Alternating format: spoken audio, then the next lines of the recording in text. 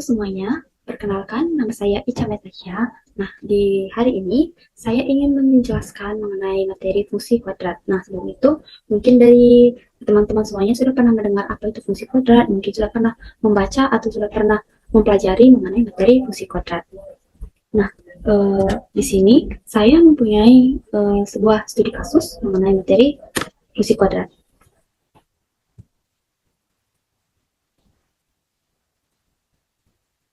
Nah, di sini terdapat sebuah studi kasus di mana dapat kita simak pertanyaannya dan juga gambar dari studi kasus ini. Di mana pertanyaannya, seorang pemain bola basket mempunyai tinggi 180 cm, sedangkan tinggi ring adalah 3 meter. Pemain basket tersebut melempar bola pada jarak sejauh 4 meter dari posisi horizontal ring, dan diasumsikan posisi awal bola tepat berada di atas kepalanya. Ternyata lemparannya mempunyai tinggi maksimum 3,8 meter dan secara horizontal berjarak 2,5 meter dari pemainnya. Nah, jika lintasan lemparannya tersebut berbentuk parabola, maka bola tersebut akan tepat masuk ke ring saat. Nah, jadi di sini kita akan mencari berapa tepatnya bola itu akan masuk pada ring yang dilemparkan oleh pemain. Nah, sebelum kita membahas lebih lanjut studi kasusnya, sebelum kita membahas studi kasus ini, mari kita menyimak materi yang akan kita bahas pada hari ini, yang dimana materi kita itu fungsi kuadrat. Nah, jadi apa itu fungsi kuadrat? Fungsi kuadrat yaitu fungsi matematika yang memiliki variabel dengan pangkat tertingginya adalah 2. Nah, terdapat 3 komponen dalam fungsi kuadrat, yakni variabel, koefisien, dan konstanta. Nah, grafik dari fungsi kuadrat ini berupa kurva yang menyerupai parabola. Nah, apa saja sih fungsi kuadrat dalam kehidupan sehari-hari? Nah, jadi dalam penerapan kehidupan kita sehari-hari itu terdapat banyak penerapan fungsi kuadrat. Nah, di antaranya itu mungkin pernah mungkin pernah kita lakukan atau mungkin pernah kita lihat. Nah, yang pertama itu ada kegiatan lompat trampolin. Nah, yang kedua kegiatan lompat jauh. Yang ketiga kegiatan lompat tinggi. Keempat gerakan bola dalam pemain bola basket. Yang kelima gerakan bola dalam permainan sepak bola, dan pembuangan talang air. Nah, itu beberapa contoh penerapan fungsi kuadrat dalam kehidupan sehari-hari. Nah, selanjutnya kita akan membahas bentuk umum dari fungsi kuadrat. Nah, di mana fungsi umum dari bentuk fungsi kuadrat itu fx sama dengan ax kuadrat ditambah bx ditambah c. Nah, di mana dari bentuk umum ini itu dapat terbagi menjadi dua. Yang pertama itu bentuk koordinat kartesius. Nah, di mana dalam bentuk koordinat kartesius itu yaitu y sama dengan ax kuadrat ditambah bx ditambah c. Nah, yang kedua itu bentuk relasi fungsi. Nah, dalam bentuk relasi fungsi ini yaitu fx ax kuadrat ditambah bx ditambah c. Nah, di mana dengan keterangan a itu merupakan koefisien variabel x kuadrat, dengan a-nya itu tidak sama dengan 0. Nah, yang b itu menyatakan koefisien x dari fungsi kuadrat, dan c itu menyatakan konstanta fungsi kuadrat.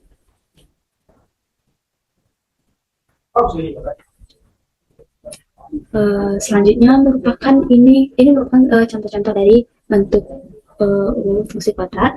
Yang pertama itu fx sama x kuadrat, y sama dengan min 2x kuadrat, fx sama dengan 2x kuadrat tambah x, y sama dengan 7x kuadrat tambah 2x tambah c, dan seterusnya. Nah, ini merupakan bentuk dari kedua pembagian bentuk umum fungsi kuadrat yang telah kita simak sebelumnya. Nah, selanjutnya bentuk parabola. Nah, bentuk parabola itu merupakan bentuk dari fungsi kuadrat. Nah, bentuk parabola fungsi kuadrat ini bisa ditentukan melalui koefisien a dalam bentuk umum fx sama dengan ax kuadrat ditambah bx ditambah c. Nah, di mana jika a-nya itu lebih besar dari 0, maka kurva parabolanya itu akan membuka ke atas atau a-nya itu akan bernilai positif. Nah, jika a itu lebih kecil dari 0, maka kurva parabolanya itu membuka ke bawah atau a-nya itu negatif. Nah, mungkin bisa dilihat dari gambar yang ada di samping, atau mungkin bisa kita visualisasikan langsung melalui GeoGebra. Nah, di sini kita akan menerapkan dari bentuk kurva dari fungsi kuadrat. Nah, kita mempunyai fungsi y sama x kuadrat ditambah x dikurang 3, dan y sama dengan min x kuadrat ditambah 2x dikurang 3. Nah, melalui fungsi yang diberikan itu mungkin kita bisa langsung mengetahui bagaimana bentuk fungsi dari bentuk kurva dari fungsi kuadrat ini. Nah, untuk yang pertama itu x-nya itu a-nya itu yang kita ketahui a-nya itu lebih besar dari 0, maka kurvanya itu akan membuka ke atas. Nah, untuk yang kedua, karena a-nya itu lebih kecil dari 0, maka kurvanya akan membuka ke bawah. Nah, seperti yang dijelaskan tadi, bentuk kurva itu bisa langsung dilihat bentuknya itu akan membuka ke atas atau ke bawah ketika kita melihat nilai dari A pada fungsi kuadrat ini. Nah, mungkin kita langsung memvisualisasikan melalui GeoGebra. Nah, kita langsung memvisualisasikan melalui GeoGebra. Nah, di mana dari contoh dari fungsi yang diberikan tadi kita memiliki fungsi y kuadrat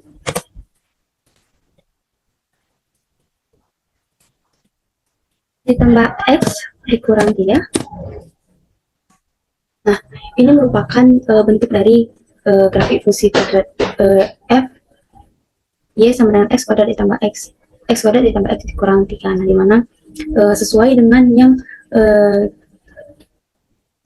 apa yang dibahas sebelumnya, bahwa jika A-nya itu lebih besar dari 0, maka kurvanya akan membuka ke atas. Nah, jika kita lihat dari visualisasi GeoGebra-nya juga kurvanya itu membuka ke atas. Nah, untuk yang kedua kita akan input nilai bentuk fungsi y sama dengan min x kuadrat ditambah x dikurang 3. Nah, di sini juga kita dapat lihat bahwa jika nilai A-nya itu lebih kecil dari 0, maka kurvanya itu akan membuka ke bawah. Nah, seperti yang terlihat di visualisasi GeoGebra-nya juga, bahwa kurvanya itu membuka ke bawah. Oke, kita akan lanjutkan ke materi kita. Oke, untuk pembahasan kita selanjutnya yaitu titik potong sumbu Y. Nah, di mana titik potong grafik fungsi kuadrat itu dapat ditentukan oleh nilai konstanta C. Nah, pada bentuk umum fungsi kuadrat AX kuadrat ditambah BX ditambah C, kita dapat menentukan titik potongnya itu melalui nilai konstanta C. Nah, nilai konstanta C ini merupakan titik potong sumbu Y dari kurva yang dibentuk fungsi kuadrat, yaitu titik 0, C.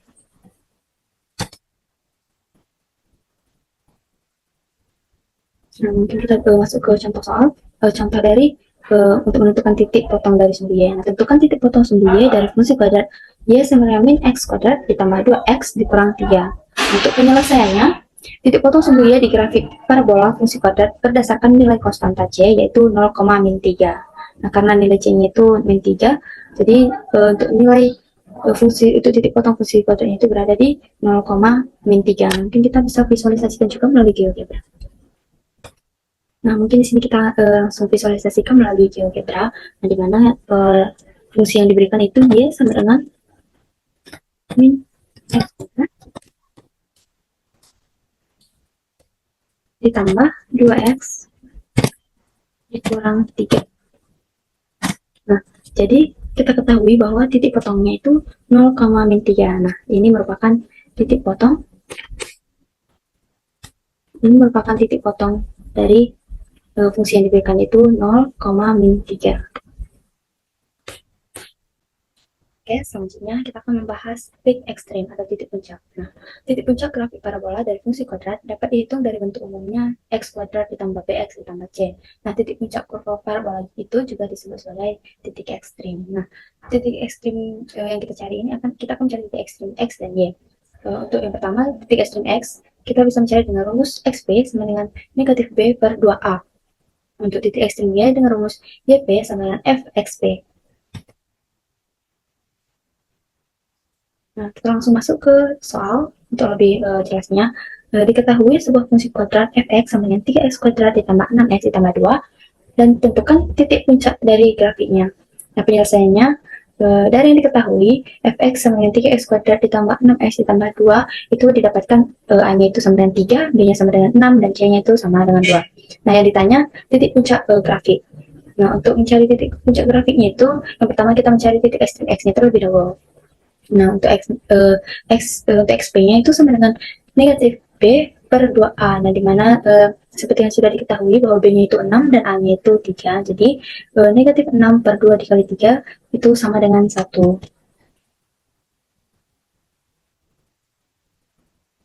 Nah, setelah mendapatkan nilai dari titik ekstrim X, kemudian kita mencari titik ekstrim Y. Nah, dimana YP ini sama dengan FXP. Nah, kita sudah mendapatkan nilai dari X-nya, jadi kita bisa langsung substitusi ke persamaan. Jadi F min 1 sama dengan 3 dikali min 1 kuadrat ditambah 6 dikali min 1 ditambah 2 itu menghasilkan akan didapatkan hasil negatif 1.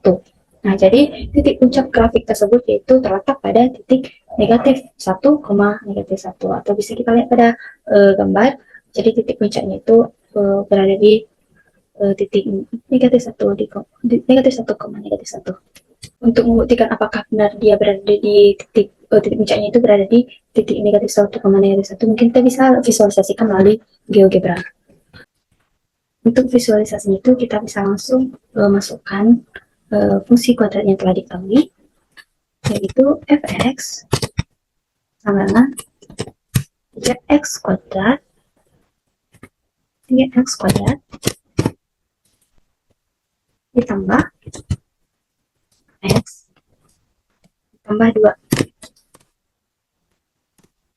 Nah, jadi benar bahwa titik puncaknya itu berada di 1, negatif 1, negatif 1. Nah, selanjutnya itu kita akan mencari nilai determinan dari fungsi kuadrat. Nah, nilai determinan fungsi kuadrat dapat dicari dengan rumus D sama dengan B kuadrat dikurang 4AC. Nah, dimana jika D-nya itu lebih dari 0, maka kurvanya itu bisa dilihat seperti pada slide kita, dan D-nya itu sama dengan 0. Nah, jika definit positif saat A kurang dari 0 dan D-nya lebih besar dari 0 adalah merupakan karakteristik grafik kuadrat saat posisinya berada di atas sumbu X. Nah, definit negatif saat A kurang dari 0 dan D kurang dari 0 adalah karakteristik grafik kuadrat saat posisinya berada di bawah sumbu X. Nah, kemudian selanjutnya itu metode faktorisasi, di mana metode faktorisasi ini digunakan dalam menentukan akar-akar kuadrat dari fungsi kuadrat fx sama dengan ax kuadrat ditambah bx ditambah c. Nah, jika a itu sama dengan 1, maka dapat diselesaikan dengan cara seperti berikut. Nah, di sini kita mempunyai fungsi fx sama dengan ax kuadrat ditambah bx ditambah c. Nah, maka dari fungsi itu kita dapat faktorkan. Kita akan mencari faktor di mana jika P ditambah Q itu akan menghasilkan Bx, dan jika P dikali Q itu akan menghasilkan C. Maka akar-akar persamaannya itu dapat kita cari menggunakan faktorisasi dengan rumus X ditambah P dikali X ditambah Q sama dengan 0, dengan P dan Q itu merupakan bilangan real. Nah, kita langsung saja ke menerapkan rumus atau menggunakan metode faktorisasi. Nah, tentukan karakteristik dan titik potong dari fungsi kuadrat fx sama dengan x kuadrat ditambah 7x ditambah 10. Nah, penyelesaiannya itu fungsi fx sama dengan x kuadrat ditambah 7x ditambah 10 berdasarkan bentuk umum diperoleh a sama dengan 1, b sama dengan 7, dan c sama dengan 10. Kita akan menentukan karakteristik grafik kuadrat dengan nilai determinan dengan rumus yang sudah diketahui, D sama dengan B kuadrat dikurang 4AC, dan juga dengan nilai yang sudah diketahui kita substitusi ke dalam rumusnya. Jadi kita dapatkan 7 kuadrat dikurang 4 dikali 1 dikali 10 itu sama dengan 9. Nah, karena D-nya lebih besar dari 0, maka mempunyai dua akar real yang berbeda. Nah, dalam bentuk grafik akan memotong sumbu X di dua titik yang berbeda.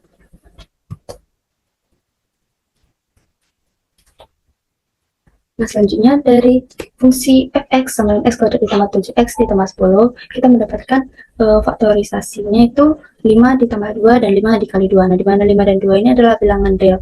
Sehingga titik potong sumbu x dari grafik fungsi fx sama dengan x kuadrat ditambah 7x ditambah 10 adalah sebagai berikut. Fx sama dengan x kuadrat ditambah 7x ditambah 10 sama dengan x ditambah 5 dikali x ditambah 2 sama dengan 0.